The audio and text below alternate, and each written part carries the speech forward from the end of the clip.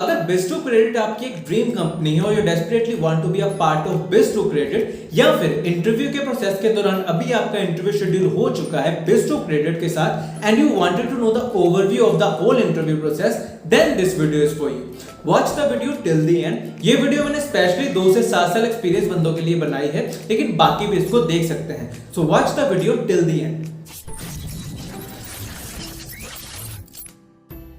तो सबसे पहले बात करते हैं कि मैंने Biz2Credit में अप्लाई किस तरह से किया था। तो सबसे पहले मैं लिंक्डइन पर गया, वहां पे मैंने पाइथन डेवलपर की पोजीशंस को सर्च किया और वहीं पे एक पोजीशन Biz2Credit वालों ने भी डाली हुई थी, तो मैंने वहां पे जाके अप्लाई कर दिया।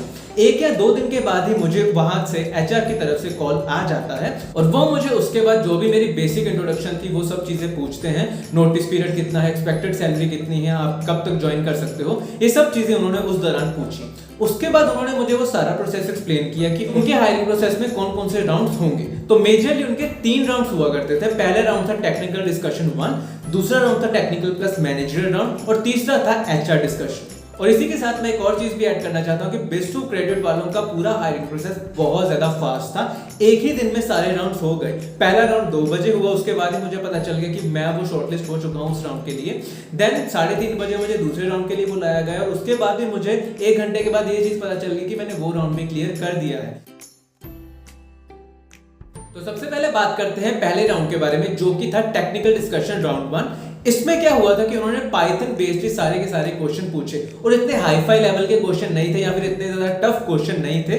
वही क्वेश्चन थे जो कि हर एक इंटरव्यूज में पूछे जाते हैं। मैंने एक वीडियो ऑलरेडी बनाकर रखी हुई है, आप उसको जाकर देख सकते हैं कि कौन कौन से इंटरव्यू क्वेश्चन आपको प्रिपेयर करने की जरूरत होती है जब भी आप पाइथन डेवलपर का कोई भी इंटरव्यू देने जाओ। तो उसमें मैंने एक मोस्टली आस्क्ड क्वेश्चन का सेगमेंट बनाया हुआ है। उसमें से जितने भी क्वेश्चन थे इस कंपनी ने मेजरली वही क्वेश्चन पूछे फर्स्ट राउंड में।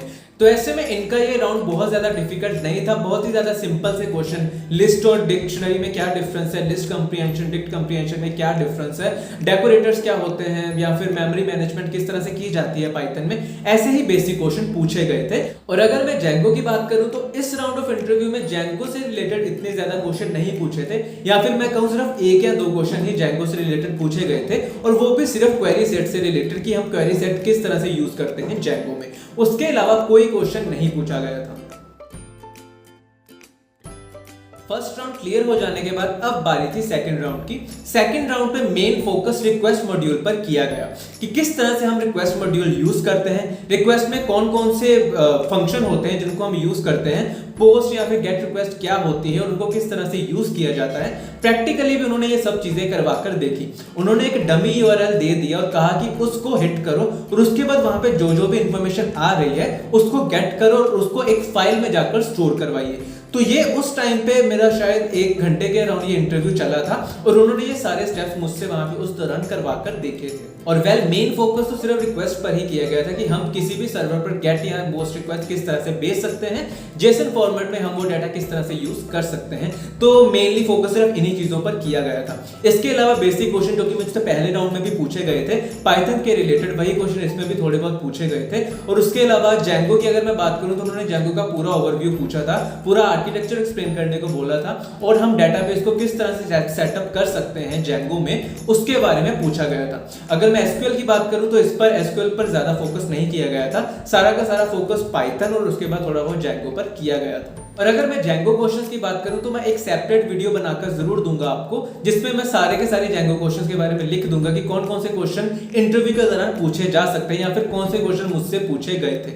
मैं उन सब की एक लिस्ट बनाकर आपको दे दूंगा, तो आप मेरे चैनल के साथ कनेक्ट करके जरूर रखिएगा। इस चैनल को जरूर सब्सक्राइब करिएगा ताकि मैं जब भी वो वीडियो डालूं तो आपको पता चल जाए। सेकेंड राउंड के बाद ही मुझे ये चीज पता चल गई कि मैंने ये राउंड क्लियर कर दिया है और मुझे फर्दर एचआर राउंड के लिए बुलाया जाएगा। अगले दिन की बात है, मेरा एचआर राउंड शेड्यूल किया गया।